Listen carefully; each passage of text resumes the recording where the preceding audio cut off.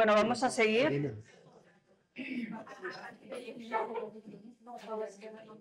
Y a continuación tenemos a una persona entrañable y un gran amigo, Joan Mussons. Joan es ingeniero técnico en telecomunicaciones y electrónica, especializado en inteligencia artificial, genética y didáctica en tecnología. Ingeniero de sistemas certificado por Microsoft. Profesor en transferencia de comunicación por IBM. Joan es miembro colaborador y secretario del Centro Espírita Amalia Domingo Soler. Su conferencia lleva por título Transformación y Liberación.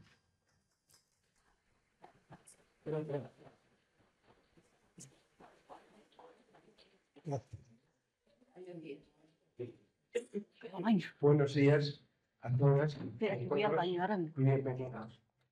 Agradecemos de corazón vuestra presencia y compañía. Los que me habéis concedido el privilegio de poder compartir con vosotros algunas reflexiones en charlas, sabéis que habitualmente me gusta tratar temas que interrelacionen espiritismo con ciencia y tecnología. Pero hoy hablaremos muy poco de tecnología y trataremos asuntos de mayor relevancia.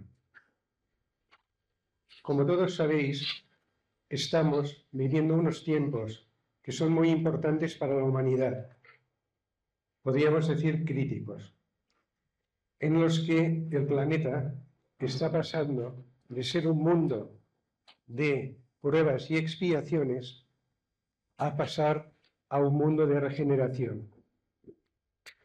Esto nos lo cuenta Divaldo amplia y profundamente en sus 4 libros de la mano del ilustre espíritu Filomeno de Miranda, que son Transición planetaria,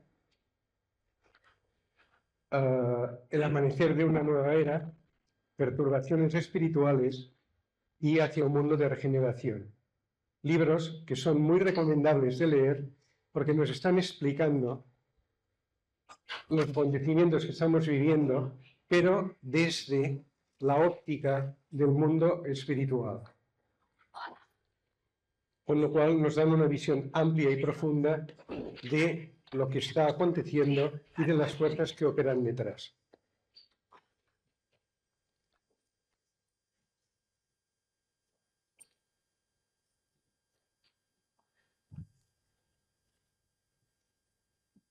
Bueno, pues ya habiendo hecho esta pequeña introducción, también muchos de vosotros sabéis que desde el mundo espiritual no dejan de llegarnos mensajes que nos recuerdan que los espíritas debemos estar unidos y fuertes en el espiritismo, que tiene que ser para nosotros la brújula que nos conducirá a buen puerto en este mar tempestuoso de acontecimientos que está también agitado por las fuerzas del caos, como sabéis.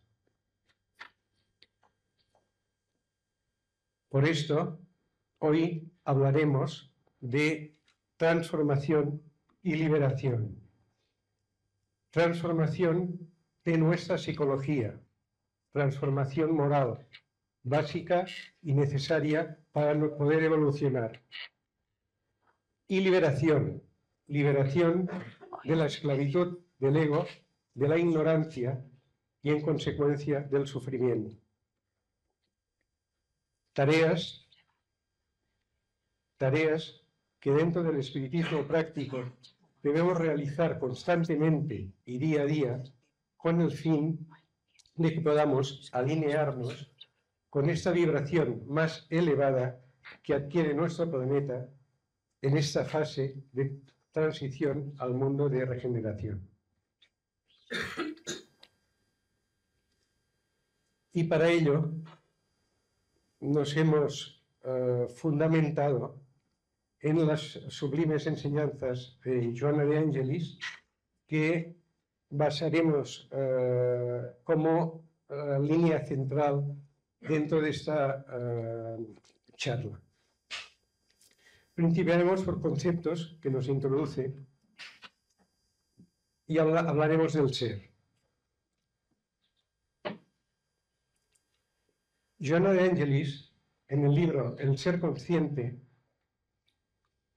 nos dice que el ser es la esencia verdadera e indestructible de la criatura humana, que va más allá de la personalidad transitoria, o sea, lo que somos, porque lo que somos en la eternidad no es nada, es un pequeño espacio de tiempo en una vida, pero todos sabemos que tenemos muchas vidas. La inferioridad del ego y las limitaciones físicas. De naturaleza espiritual, inmortal, destinado a la plenitud, la felicidad y el amor perfectos, en constante autoconocimiento y evolución, buscador de la armonía con las leyes universales, la ley natural, la ley de Dios, y portador de recursos inimaginables, recursos psíquicos y espirituales que conforme va evolucionando, estos recursos se van manifestando con posibilidades infinitas.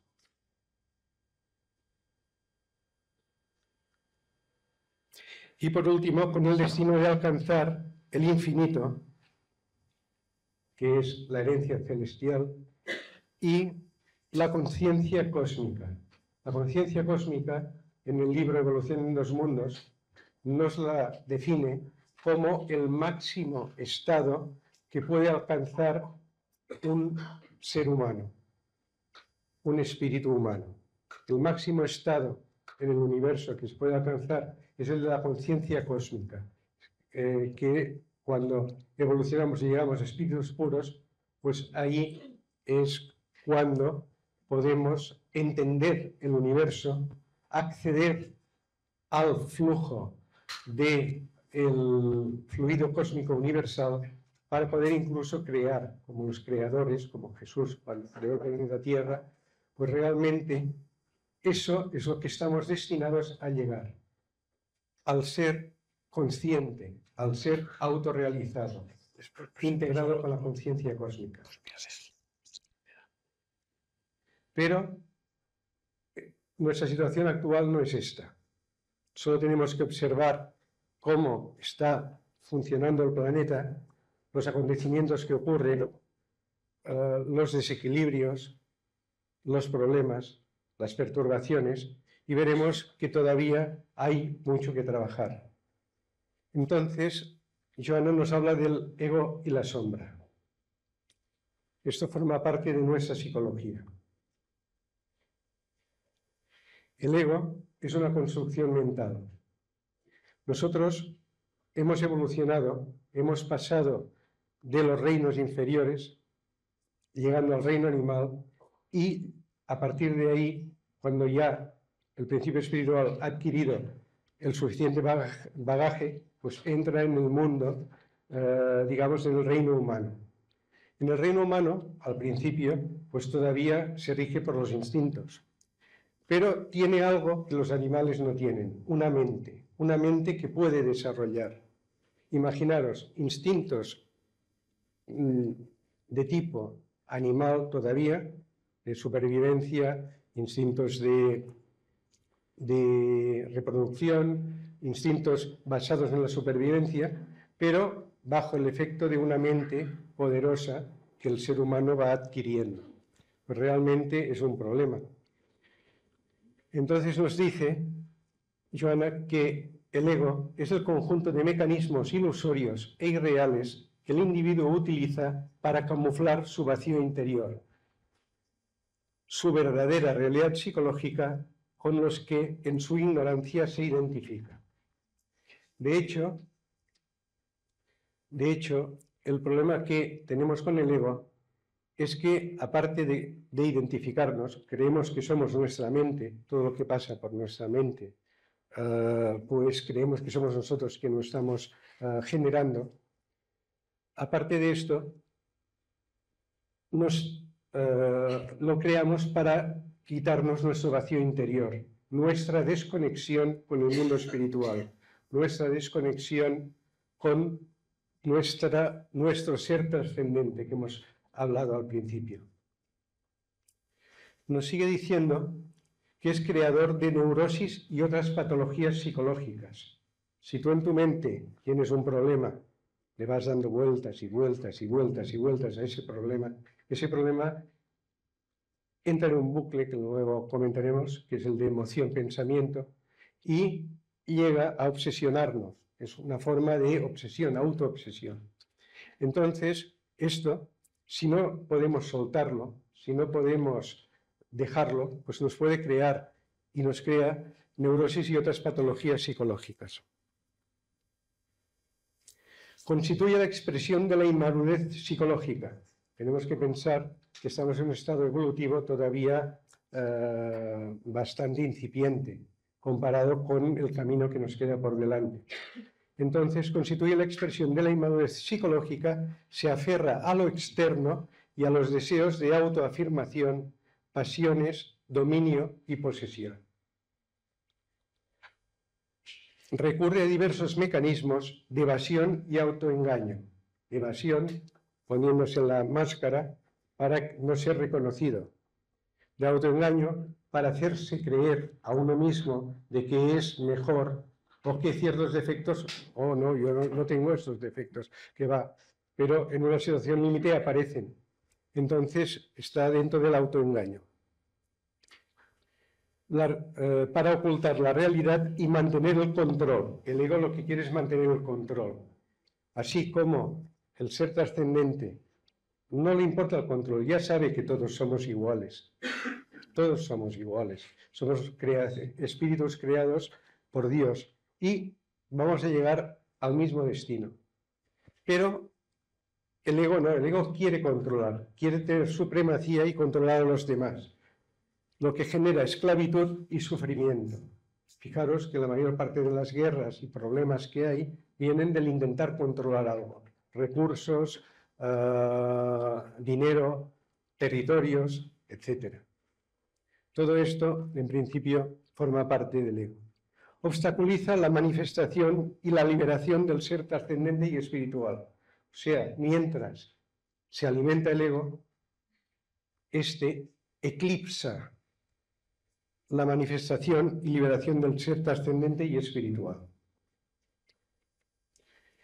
Como el maestro dijo, porque donde esté vuestro tesoro, allí estará también vuestro corazón. Y aquí tenemos a nuestro personaje, que es el ego. El corazón atado a pasiones, vicios, materialidad, ocultando miedos e inseguridades, y es fruto del tiempo, intenta controlar el tiempo y también desaparecerá con el tiempo, porque es una creación, no somos nosotros. Johanna también nos habla de la sombra y nos dice, el ego, en su delirio por su subsistencia, autopromoción y el dominio, evita reconocer sus propias imperfecciones. Bueno, esto sería la máscara. Y los deseos, los laureles, los deseos de reconocimiento, de ser importante. Evita reconocer sus propias imperfecciones y fragilidades, manifestando todo ello como la caótica sombra que proyecta hacia el exterior o que oculta en su interior. Cuando la proyecta hacia el exterior, intenta de algún modo dominar a los demás, intenta imponerse a los demás. Cuando la proyecta hacia su interior, en principio, lo que hace la sombra es autodestructiva. O sea, lo que hace es todos esos sentimientos de culpa arrastrados, todo este sentimientos autodestructivos, no soy nada, esta vida no vale nada, no sé por qué estoy vivo, todo ese tipo de pensamientos son generados por la sombra. Hay un libro que no es espírita, pero lo leí hace años y tiene un punto importante este libro, que es el análisis que hace del ego. Compara el ego y el desarrollo del ego con los males del mundo, ¿no? Tanto los cotidianos como los grandes, que son las guerras, los enfrentamientos, los odios raciales, los fanatismos religiosos. Entonces, es un libro que para entender cómo opera el ego en nuestro mundo, va bien. No es, ya os digo, no es un libro espírita, pero hace un buen análisis. Entonces, aquí Edgar Tolle, en este libro, que se llama Un nuevo mundo ahora, que también tiene relación con lo que hemos hablado del mundo de regeneración, es intentar tener mayor conciencia para hacer este alineamiento, pues nos dice, llama a la sombra, la llama el cuerpo del dolor, porque la sombra del ego es la raíz del sufrimiento.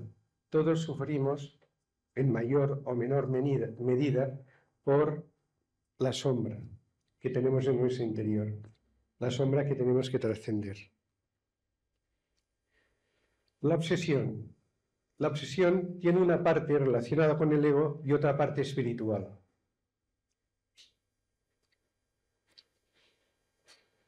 El fenómeno de la obsesión es un aspecto complejo de la psicología humana que abarca tanto factores psicológicos como espirituales. Se presenta como una enfermedad que perturba a una parte significativa de la humanidad. Ahí nos dice Joana de Angelis que no es un problema de alguno, es un problema de la mayoría. Recuerdo una charla que dio Sergio Thyssen, fue creo que después de la pandemia, en la que decía que la Tierra se podría considerar un planeta hospital por el gran número, digamos, de seres que tenemos algún tipo de, no desequilibrio, porque eso quizás un poco, pero digamos, de inestabilidad psicológica. Y si nos buscamos dentro de nosotros mismos, sin ningún filtro, con sinceridad, encontraremos esas inestabilidades psicológicas. Por esto, un poco lo que dijo Sergio Thyssen, pues está muy bien fundamentado, al menos desde mi punto de vista. No sé si desde el vuestro, pero al menos desde el mío sí. Vale, entonces, aquí tenemos la idea. Tenemos por un lado la obsesión de uno mismo. Debemos recordar que somos espíritus y como espíritus podemos obsesionar a nosotros mismos. Y luego la obsesión producida por entidades espirituales. La obsesión es una neurosis funcional, alteración del sistema nervioso, que desajusta psicología, emoción y fisiología. Hay un bucle, emoción-pensamiento. Yo tengo una mala situación en un momento determinado. Y esto empieza a producirme emociones perturbadoras. Pero luego esas emociones empiezo a pensar y empiezo a tener pensamientos. Oye, ¿cómo ha podido pasar esto? ¿Por qué me han tratado así?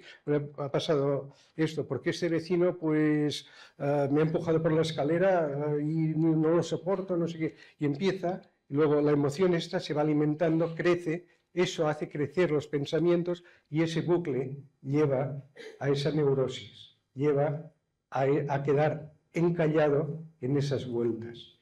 Entonces, tenemos, ya veremos más adelante, mecanismos o recursos que podemos utilizar para evitar este tipo de problemáticas.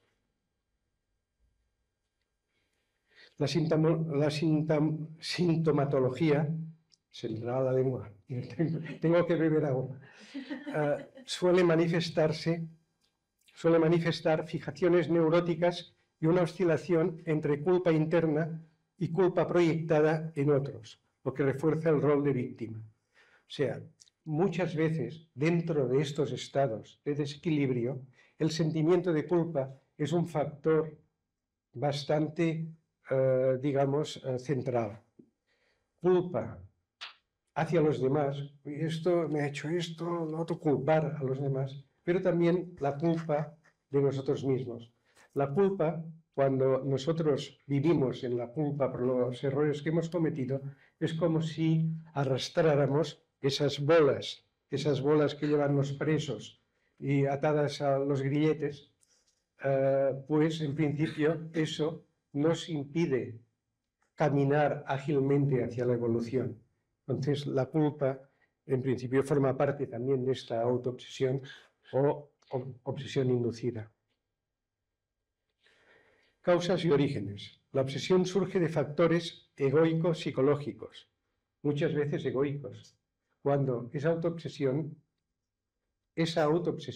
nace de nuestras propias imperfecciones, de nuestro ego, pero nuestro ego no es tan solo ese nivel que estábamos hablando que Calderaro, el instructor Calderaro hablaba en el libro Un mundo mayor, que decía que hay 3 niveles de la mente, un nivel inferior, donde hay las pasiones, los instintos animalescos. No es solamente esto, es realmente el hecho de que nosotros tenemos esta mente, esa psicología, y todo esto alimentado con nuestra mente, pues produce, en principio, este problema egoico psicológico. Y emocionales, que debilitan la energía, o sea, la obsesión surge de factores egoicos psicológicos y emocionales que debilitan la energía, miedos no resueltos de vidas pasadas incluso, y la influencia de entidades espirituales que pueden afectar a la mente y al cuerpo. De hecho, los que habéis trabajado con desobsesión, no es mi caso, hubiera gustado, pero bueno, uno llega a donde llega. Entonces, los que habéis trabajado en desobsesión sabéis que realmente hay efectos que desequilibran la mente, pero también causan enfermedades. Los obsesores, desde el mundo espiritual, pueden causar enfermedades si realmente no se trabaja sobre esa obsesión. Impacto. Provoca inseguridad, descontrol y alienación, es decir, pérdida del contacto con la realidad. Llega un momento que en la mente esto hace que nos desconectemos del mundo. Destruye la personalidad y defensas, generando psicosis, que es ya una pérdida de contacto con la realidad. Creas un mundo paralelo que muchas veces está basado en los problemas, en los rencores, en todo lo demás que ha generado esto. Crea psicosis, inadaptación y puede terminar en un desequilibrio mental, de mayor o menor medida. Hay que encontrar el camino hacia la liberación y la armonía. La superación exige autoobservación consciente, darnos cuenta de que tenemos el problema. Autoanálisis. Autoaceptación, aceptación de lo que somos. No podemos negar lo que somos. No tenemos que tener culpa porque nuestro estado evolutivo sea el estado que sea. Realmente estamos caminando y los errores que cometemos es aprendizaje. Realmente, ¿quién sabe ir en bicicleta sin pegarse trastazos antes? Yo cuando subí en bicicleta me estrellé contra un árbol, caí por el suelo varias veces, me caí en un terraplén y bueno, y luego aprendí y iba muy bien en bicicleta. Pues lo mismo ocurre con los errores. No hay que tener culpa. Hay que reconocerlos, detectarlos y luego trascenderlos. Y eso es el aprendizaje.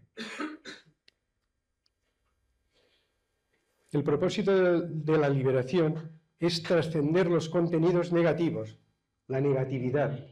La negatividad es como un ácido que tenemos en muchas ocasiones y puede corroer realmente nuestra moral. Trascender los contenidos negativos y elevar la conciencia para alcanzar la plenitud, lo que sería el reino de los cielos en vida, lo que dijo el Maestro, el reino de los cielos está dentro de vosotros. Pues realmente con la liberación intentamos acercar ese reino de los cielos que tenemos dentro, que acelera la evolución personal al superar niveles inferiores y consolidar logros de excelencia. Eso es lo que nos dice Joana de Angelis. Entonces hablábamos, luego entraremos ya más en una didáctica de trabajo, pero decíamos aquí autoobservación consciente, autoanálisis, autoaceptación, muy importante. Tenemos que reconocer cómo somos y querernos como somos, porque somos un proyecto y cualquier proyecto, si no lo quieres desde el principio, no llegarás a desarrollarlo bien.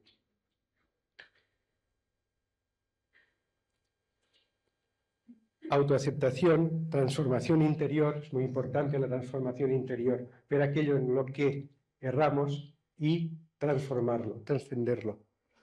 Oración, oración es muy importante también, es la conexión con el mundo espiritual, es una conexión vibratoria, es una conexión que nos devuelve ese nivel vibratorio que nos puede equilibrar. Todos los que hayáis orado, oréis habitualmente, que espero que seáis muchos, pues en principio notáis el resultado de esa conexión con el mundo espiritual, sea con el maestro, sea con vuestros guías, sea a quien oréis o a Dios. Pero si lo hacéis en concentración, lo hacéis de corazón, enfocando mente y enviando desde corazón, es como una antena de telecomunicaciones. Por un lado hay el enfoque, a donde quiero emitir, y por otro, que es la mente, centrar la mente, y por otro lado hay el corazón, que es el que le da la potencia de emisión. Pues, en principio, la oración nos lleva a esto, nos lleva a este reequilibrio. Es muy importante. Y cuando estamos mal, muchas veces lo primero que dejamos de hacer es orar. Y es al contrario, realmente es lo que más hay que hacer. Más hay que hacer. Y cuando más complicaciones tenemos, pues más debemos orar, porque nos ayuda a conectar con ese mundo espiritual. También prácticas espirituales como la concentración es importante, la meditación, luego ya veremos un poco, la meditación también, la meditación activa la conciencia. El apoyo terapéutico es básico en muchos casos. Aquí tenemos un gran experto, Jordi Santandreu, que en principio es un gran profesional y en ese sentido os podría explicar muchísimo más que yo, que en este caso soy pues ignorante en estos aspectos. Y pues bueno, y luego del apoyo terapéutico un punto muy importante que es la determinación. La determinación es querer conseguirlo, querer salir de ahí, querer trascender, querer transformarme. La determinación, la intención y la determinación. Renuncia y perdón. La renuncia. Nos dice Joana que la renuncia es un proceso liberador que permite al individuo trascender las ataduras del ego y sus pasiones destructivas, promoviendo la armonía interna y el desarrollo de la serenidad, la compasión y la sabiduría. Pero podemos hablar más del perdón, de la renuncia. No es una negación del mundo. O sea, alguien que renuncie, no renuncia al mundo, no renuncia a la vida. La vida es un don maravilloso que nos han dado para trabajarlo y para disfrutarlo también. Entonces, no es una negación del mundo, sino un acto consciente de liberación de la esclavitud del ego. O sea, renunciar, ¿pero a qué? Al ego. Renunciamos a los errores que llevamos en nuestra mente, que nos hace vivir en un mundo de ilusión, que no es el real. Esto es un poco lo que también llaman los orientales maya, la ilusión, y también se trata bastante en libros espíritas el concepto de la ilusión, que es vivir en un mundo irreal que no se corresponde con la realidad de lo que somos, con nuestra verdadera esencia, nuestro ser. La esclavitud del ego y el sufrimiento que genera para reconectarse con la esencia espiritual trascendente y proseguir el camino hacia la autorrealización, ¿Cuál es el camino hacia la autorrealización? Pues ir evolucionando, ir trascendiendo todos nuestros defectos y llegar a el ser consciente. No es perder, no perdemos renunciando, trascendemos. Es soltar lo que limita para abrirse a lo que eleva. Es soltar. Recuerdo un vídeo que además me gustó mucho, que es un vídeo que corría en los círculos espíritas, que se veía un muchacho espírita y estaba entrevistando a Paul McCartney. Y Paul McCartney le explicó cómo escribió la canción Let It Be. Resulta que estaba por la noche en un estado de neurosis por un problema que tenía, dándole vueltas y vueltas y sufriendo, hasta que llegó un momento que no podía más y se puso a rezar. Entonces, él dice que se le apareció o que vio un espíritu luminoso. Él lo identificó con la Virgen, pero no necesariamente tiene que ser la Virgen, puede ser un espíritu elevado que nos venga a ayudar. Entonces se le apareció y le dijo, let it be, déjalo ir. No es perder, trascender, soltar lo que limita para abrirse a lo que eleva.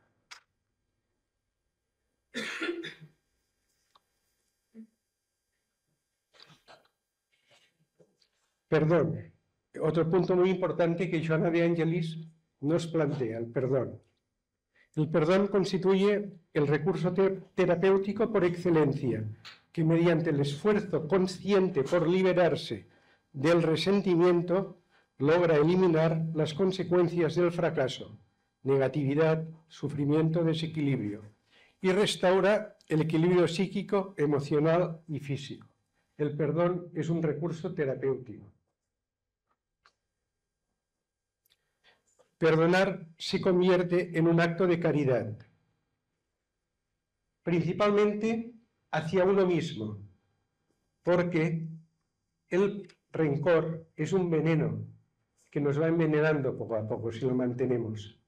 Y si queremos a alguien, no queremos que esté bebiendo veneno. Entonces menos querremos beberlo nosotros y tenerlo dentro. Es como un carbón ardiente en la mano.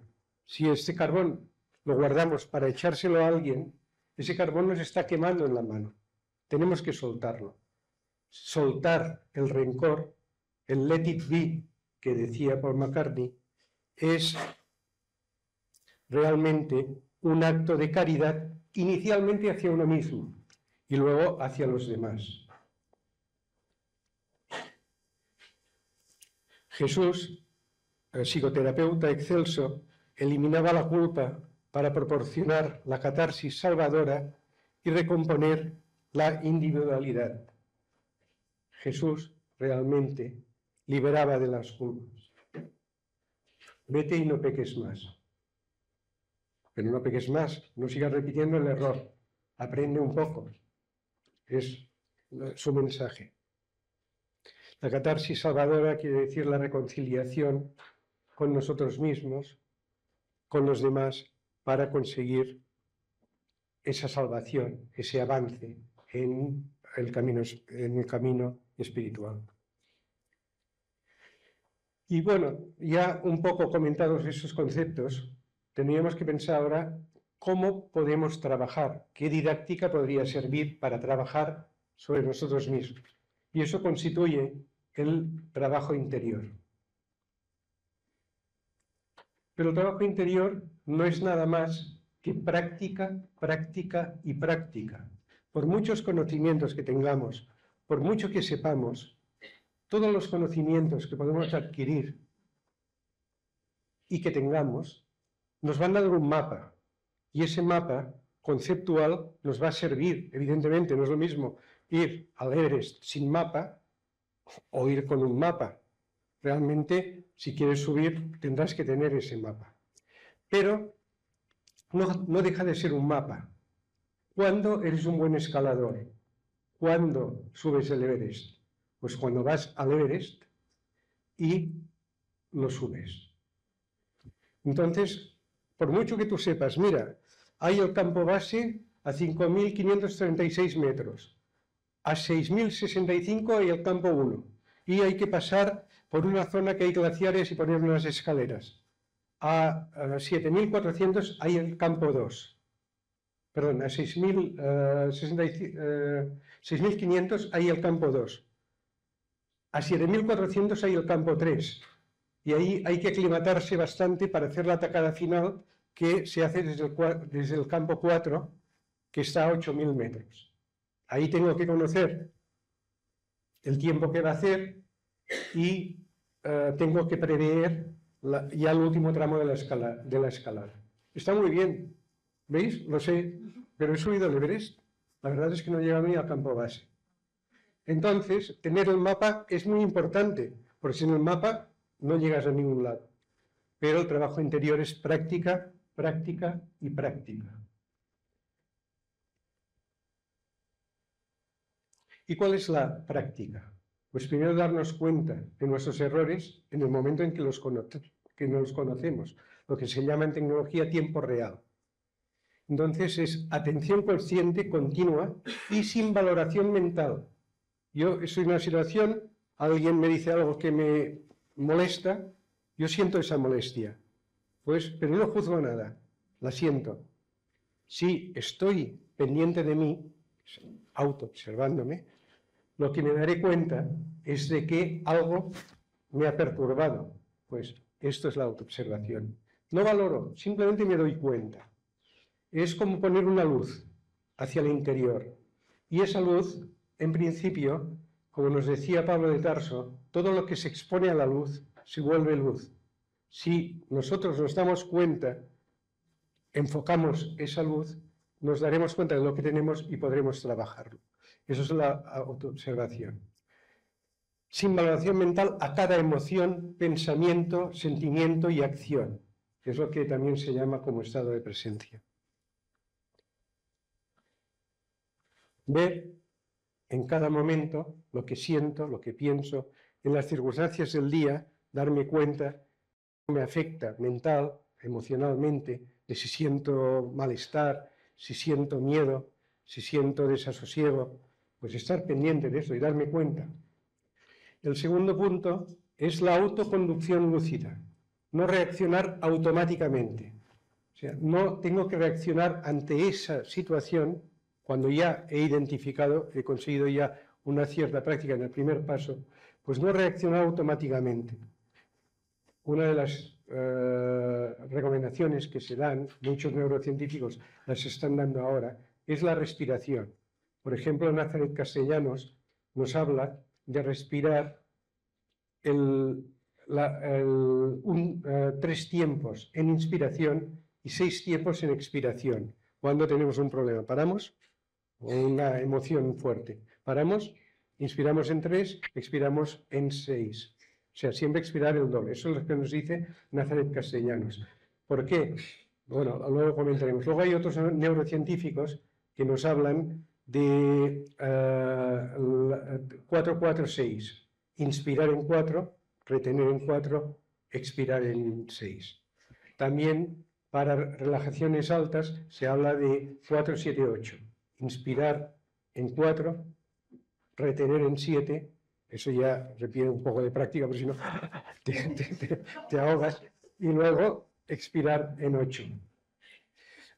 Esto tiene una base científica. Está ya estudiado que nuestro cerebro tiene un área que está por encima de lo que es las interconexiones en los lóbulos cerebrales, que es el cuerpo calloso, y se llama área cerebral cingulada. Perdón, corteza cerebral cingulada.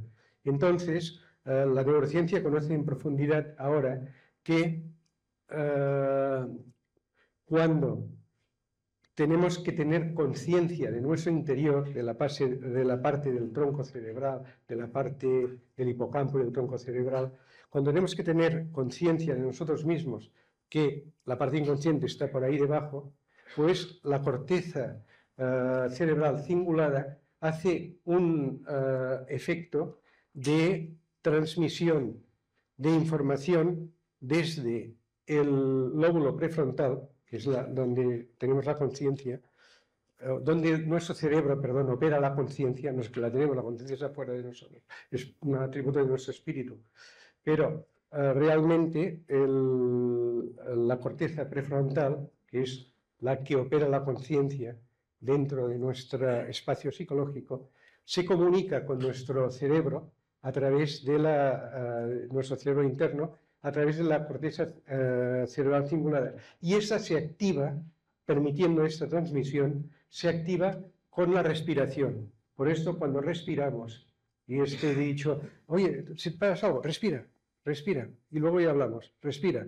Pues eso, que es una tradición ya de muchos años, que nos lo decían a lo mejor nuestros padres, pues esto está hoy en día científicamente demostrado, y es que ayuda a activar la conciencia, a hacernos más conscientes de ese momento. Entonces, la autoconducción es no reaccionar automáticamente, respirar, mantener la calma, evaluar conscientemente la situación y elegir cómo actuar, renunciando al ego, porque ahí ya podemos darnos cuenta. Hemos respirado, ¿y por qué me estoy enfadando tanto? Es mi ira que me está llevando. ¿Y a dónde me lleva? A enfadarme, a gritar, a pelearme. Para no, renuncia. Yo no soy importante, no lo soy. Mi ego no es importante. Mi ego realmente me lleva por mal camino. Entonces, renunciando al ego, para no dejarse arrastrar hacia la inconsciencia. No consiste en reprimir la emoción, sino en darle una dirección constructiva, considerada y asertiva. O sea, no es reprimir. Muchas veces una fuerza a la que nos oponemos con otra fuerza produce un efecto contrario. Reprimir no es bueno. Aunque, evidentemente, aunque me esté ardiendo la sangre, si el que me ha empujado en el autobús y me ha dicho que me aparte, me ha hecho hervir la sangre, aunque me esté hirviendo la sangre, es mejor reprimir que pegarle un puñetazo. Siempre es mejor, pero reprimir no es la solución. Por esa fuerza queda ahí, cogida dentro. Y estamos hablando de energía. No tan solo estamos hablando de aspectos psicológicos, son aspectos energéticos. Es como un condensador que coge electricidad y luego la suelta. Tarde o temprano la va a soltar y puede producir un cortocircuito.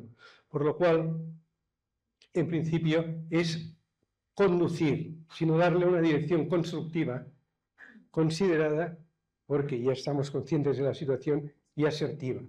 Te ha empujado y te ha tirado. Disculpe, si hubiera pedido pasar, pues yo lo hubiera dejado pasar. No es necesario que me empuje. Eso sería asertivo. Pues todo eso forma parte de la práctica. Autoanálisis. Eso es lo que decía San Agustín y también nos dice Joana, este inventario que podemos hacer al final del día de los errores que hemos cometido, que hemos descubierto, porque los hemos autoobservado. Si no autoobservamos, si no vemos, no sabemos los errores que hemos cometido, excepto los muy gordos, pero hay muchos que nos van a pasar desapercibidos. Pues autoanálisis, descubrir nuestro interior con honestidad y sin filtros, comprendiendo la propia realidad, comprendiendo nuestra propia realidad evolutiva. No tenemos que ser perfectos, pero tenemos de darnos cuenta de cómo somos para mejorar, con la intención de mejorarla, pero sin juicio ni culpa. Conexión frecuente con el mundo espiritual superior. Oración, evangelio en el hogar. Jesús era quien era y pasaba muchas horas orando. Y era quien era. Nosotros tendríamos que pasar las 24 horas, realmente. Pero bueno, no tenemos ese tiempo, pero tenemos que intentar hacer lo que podamos. Oración, evangelio en el hogar, alimentar constantemente en nuestro interior la intención, el recuerdo y el propósito de nuestra vida.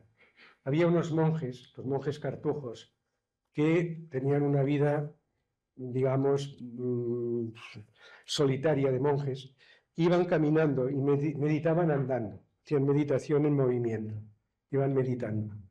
Pero cuando se cruzaban uno con otro, le decían, morir debemos. Y el otro le contestaba, ya lo sabemos. O sea, entender el recuerdo y el propósito de que somos seres que en principio estamos aquí de paso. no identificarnos tanto con las banalidades del mundo y tener ese recuerdo de la trascendencia en todo momento. Para escapar del efecto hipnótico del ego, el ego tiene un efecto hipnótico, nos mantiene en un estado hipnótico en nuestros errores. La materia, que también tiene este efecto, y la obsesión. Disciplina. Activar conscientemente, activar la conciencia para poder avanzar en la autorreforma. Concentración, relajación, meditación, presencia, reflexión edificante, compromiso, hay que comprometerse. No es solamente decir, no, yo quiero, sí, vale, ¿y qué haces? Compromiso y estudio. Estudio es muy importante. Sin el mapa no subimos el Everest.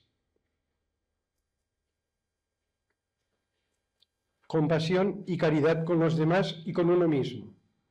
Práctica activa de la empatía. Tenemos que ser afables, tenemos que ser empáticos.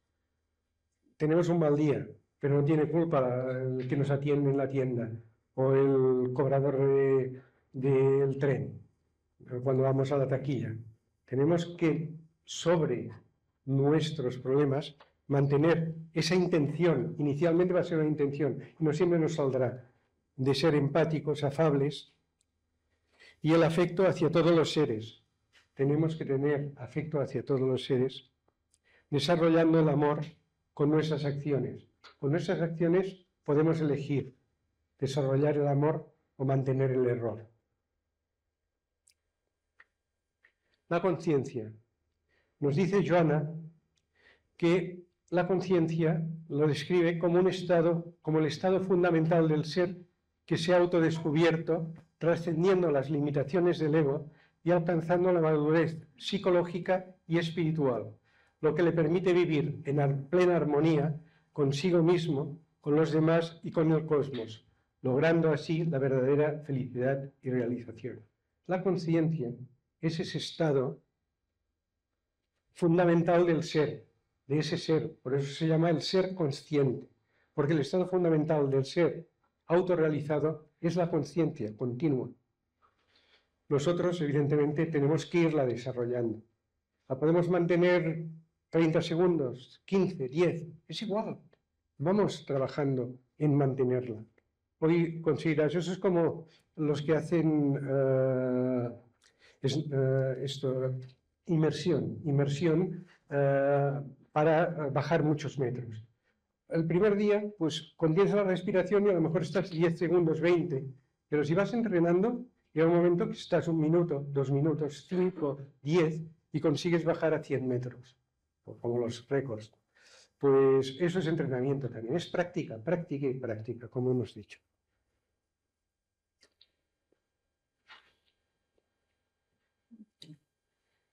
La conciencia es la que nos dará la luz, es esa luz que iluminará todo nuestro interior, pudiéndolo ver todo, y todo nuestro exterior, incluso entendiendo el cosmos y las leyes naturales. El famoso psicólogo Gurdjieff, y místico, de hecho, que nombra a Joana de Angelis en el libro El ser consciente, él decía que habían 2 estados, o dormido o despierto. Despierto era que estabas consciente o estabas dormido. Gurdjieff fue uno de los impulsores de la psicología transpersonal, la 4ª fuerza que nombra Joana de Angelis. Entonces, inspirados en Gurdjieff, se establecieron estos estados de conciencia. Ahora los nombramos en modo abstracto, que son el sueño sin sueños, estado inconsciente en que el cuerpo funciona solo con procesos automáticos, sin intervención de la voluntad ni de la razón. O sea, el cuerpo actúa como un robot, como un automatismo. El segundo estado es el sueño con sueños. Libera contenidos internos en forma de imágenes, miedos o deseos, mostrando una conciencia parcialmente activa. En el momento en que nosotros estamos autoobservándonos, podríamos estar medio dormidos, medio despiertos, pero viendo ya un poco, teniendo esa conciencia parcialmente activa y viendo nuestros miedos, deseos, etc. El tercer nivel es el sueño despierto.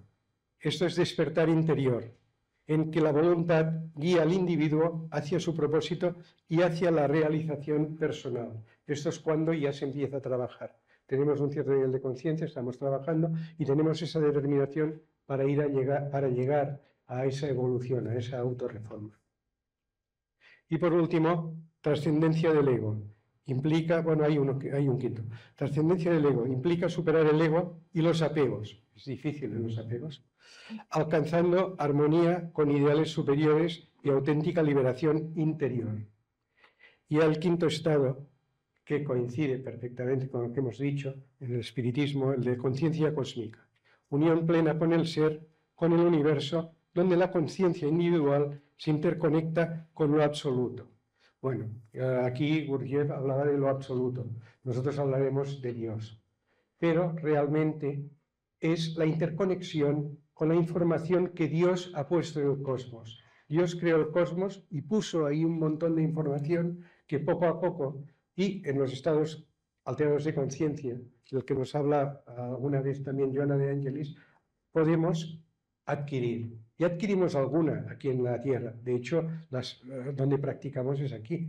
Pero hay mucha más información en el universo. Pensar en los arquitectos divinos que nos habla el libro Evolución en dos mundos. Los arquitectos divinos están ya interconectados con toda la información del universo y pueden manipularlo. Pueden manipular el fluido cósmico y crear galaxias, crear sistemas estelares, crear planetas. Pues todo esto realmente forma parte de esa interconexión con lo absoluto, que es con las leyes de Dios, con la información que Dios ha puesto, porque Dios ha creado el universo, el cosmos multidimensional, a todos los seres que estamos ahí, y ha puesto la información necesaria para que conforme evolucionemos, pues podamos entender ese universo, entendernos a nosotros y entenderlo todo. Eso es el camino de la evolución. Ya por último, hablaremos de recursos. Tenemos recursos para poder trabajar. Y el primero es el que hemos visto antes. Hemos dedicado una diapositiva únicamente a él, que es, dentro de los recursos psicofísicos, lo que es el trabajo interior, autoconocimiento, que es lo que hemos visto, una didáctica para el autoconocimiento, autorreforma, que son imprescindibles para la evolución. En otra charla dijimos que a la célebre frase de Kardec, que dice, sin caridad no hay salvación, Joana nos recuerda la importancia del autoconocimiento como base de la evolución. Y podríamos decir entonces, sin autoconocimiento no hay evolución.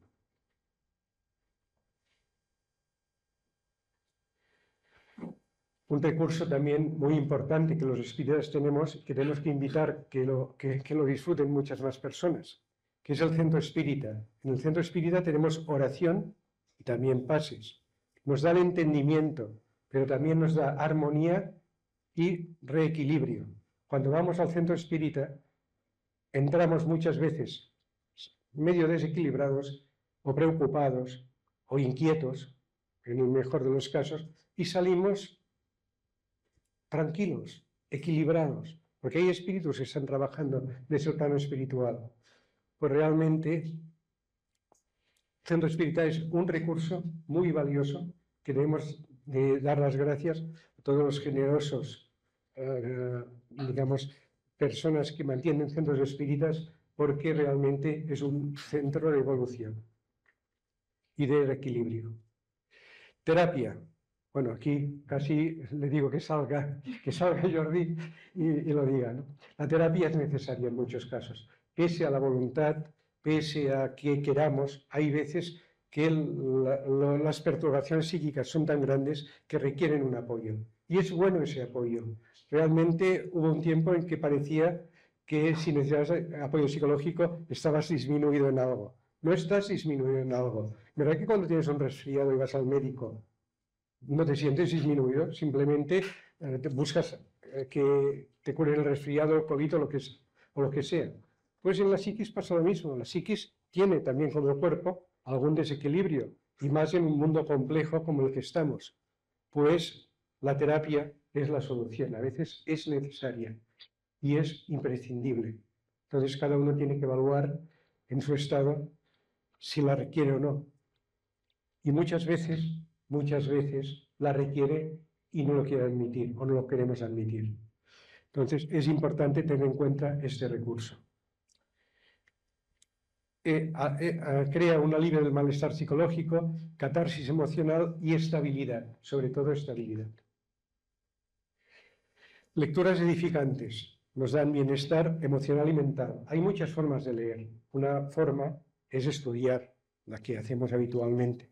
Pero si coges un libro espírita, ahora estoy pensando en, por ejemplo, entre la tierra y el cielo, y cuando habla que que llevan a la playa a espíritus que tienen cáncer, que van a desencarnar, y los llevan allí, o que han desencarnado recientemente, y los llevan allí para tener el contacto con la naturaleza, si tú lees ese párrafo, cierras el libro y los ojos, imaginas la playa, imaginas que te llevan allí a equilibrarte. Todo esto es otra forma de leer, es otra forma. Es una forma de leer también emocionalmente, pues las lecturas edificantes, aparte de aprender, nos dan bienestar emocional y mental. Tenemos también ejercicios. Decían los romanos, mens sana, in corpore sano. Y la vinculación entre el cuerpo y la mente ahora cada vez está más, de algún modo, divulgada por los medios científicos. No sé si lo he apagado. Sí. Ya se ha cansado de escucharme. espero que vosotros no. Ya acabo. Bueno.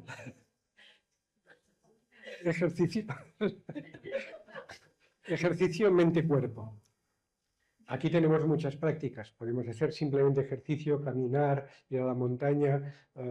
También tenemos prácticas ya más psicofísicas. El tai chi. Tai chi es un buen ejercicio, por eso obliga un poco a mantener la concentración en ese momento. El qigong, que nos da energía. El yoga. El yoga es muy importante si podemos hacerlo. El yoga lo que pasa es que requiere, al principio, sufrir un poco para obtener los beneficios al cabo del tiempo. Y luego cualquier otro tipo de ejercicio. Está ahí harto. Está ahí harto. Bueno. Luego, la música, el arte y la danza. Sabemos que la creatividad o el contacto con la creatividad pues nos puede ayudar también a ese reequilibrio. Nos genera reequilibrio emocional, cerebral y psicofísico. Tenemos también el contacto con la naturaleza, que aparte de psíquicamente crearnos armonía, que la naturaleza es perfecta, nos recarga energéticamente. El contacto con la naturaleza nos recarga energéticamente y mejora la salud mental y física. Es bueno tener contacto con la naturaleza periódicamente. En el fondo, somos un elemento más, nuestro cuerpo, de esta naturaleza. Visualización creativa. Sabemos que visualizar, en principio, mueve la energía, y hoy en día también se han hecho experimentos que lo demuestran. Por ejemplo, se han hecho experimentos con gente, se han hecho experimentos con gente que en principio se les hizo un grupo de control y otro grupo que simplemente estaba, haciendo el ejercicio. Gracias.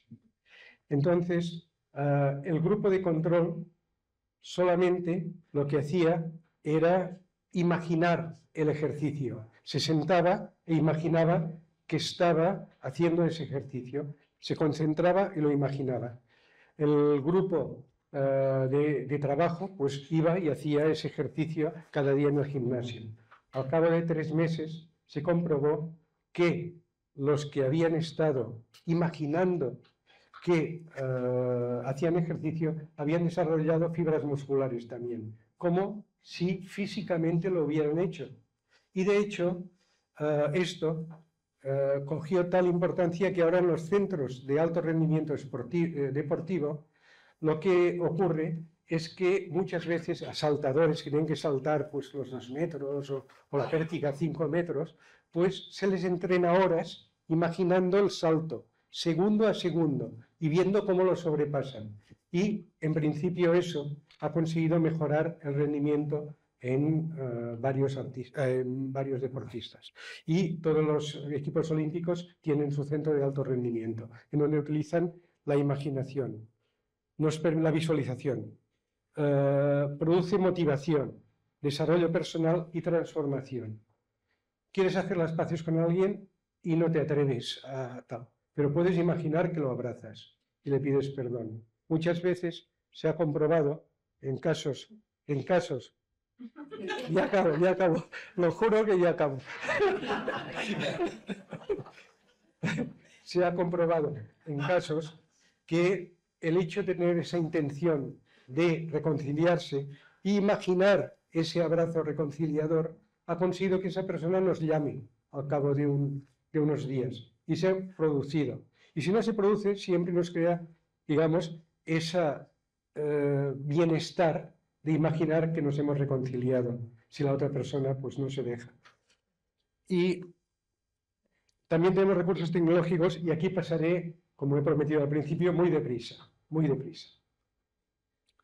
Tenemos el biofeedback, que es el autoconocimiento cuerpo-mente y que nos permite mediante instrumentos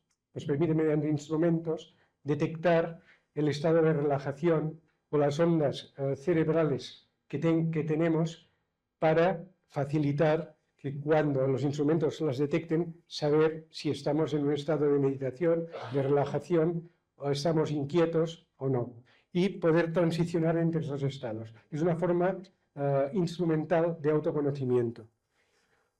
Luego hay la tecnología binaural y la estimulación estroboscópica, que en principio lo que hace es intentar, sabemos que si estamos relajados o estamos meditando, pues nuestro cerebro va a bajar a unas frecuencias más bajas, a 8 hercios, 4 hercios, frecuencias alfa, teta, pues inducir en el cerebro esas frecuencias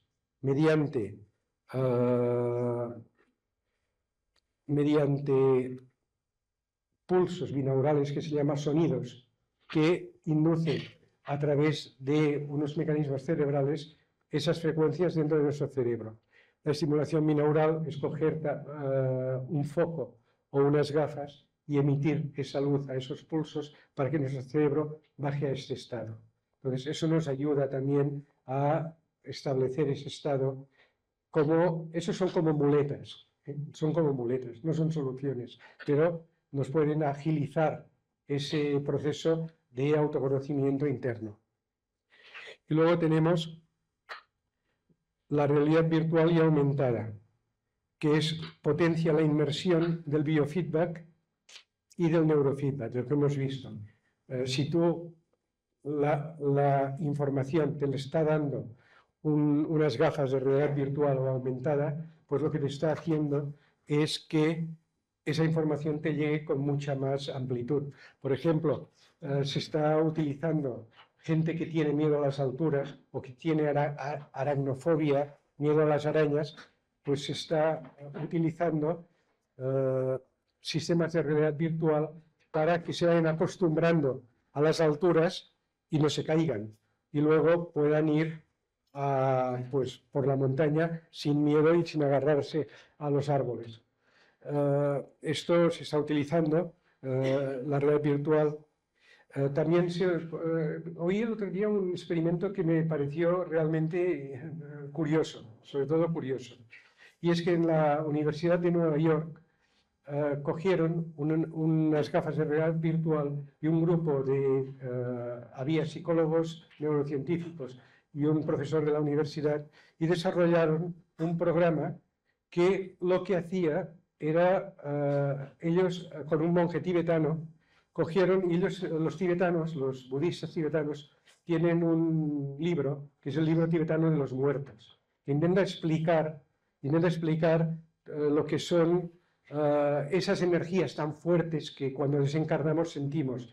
En espiritismo lo conocemos porque tenemos el libro como Volví u otros libros que te hablan de que de golpe sintió como un huracán que se lo llevaba, pues esas fuerzas que en el mundo físico no tenemos y cuando salimos del mundo físico están ahí, pues también el libro tibetano de los muertos intenta explicarlas, ¿no? Entonces cogieron y programaron todo lo que es las sensaciones descritas en el libro tibetano, que se llama, el libro tibetano de los muertos se llama el Bardo Togul, pues cogieron esto, esos profesores universitarios, y lo pusieron en realidad virtual, de tal modo que la persona se estaba entrenando, en teoría, yo os hablo en teoría, es un experimento, se está entrenando para el momento de desencarnar. Ya sabéis que los budistas se pasan media vida pensando en la desencarnación. Vale. Pues ya está. Y realidad aumentada es cuando nosotros vemos algo en el exterior y unas gafas que nos dan información del exterior, pero a la vez podemos ver algo que nos dicen las gafas. Imaginemos que esas gafas en un momento determinado nos están monitorizando el nivel de tensión que tengo, el malestar. Pues ahí podría pasar como en nuestro hogar, que se ve que tendríamos una parte de las gafas viendo el mundo, hablando con este y con otro, y luego en el otro vería si estoy en el infierno o estoy en el cielo según mis emociones. Pues sería también una, digamos, aplicación de la realidad aumentada. Y luego la inteligencia artificial, que como un gran recurso puede ser bueno o malo. Si se usa mal, es un recurso muy potente y puede hacernos mucho mal. Pero si se usa bien, nos puede simplificar el estudio. De hecho, coges un libro difícil o párrafos de un libro difícil que no se entienden y le dices que te lo explique, los escribes y te lo explica. Luego también sirve para divulgación, una herramienta que para crear imágenes, esto sirve, y luego para reconocimiento de patrones. Sí, en estos equipos de biofeedback, neurofeedback, binaural y realidad virtual, nos están monitorizando, pues de algún modo la inteligencia artificial reconocerá patrones y los podrá identificar mejor. Y bueno, eso es todo, amigos.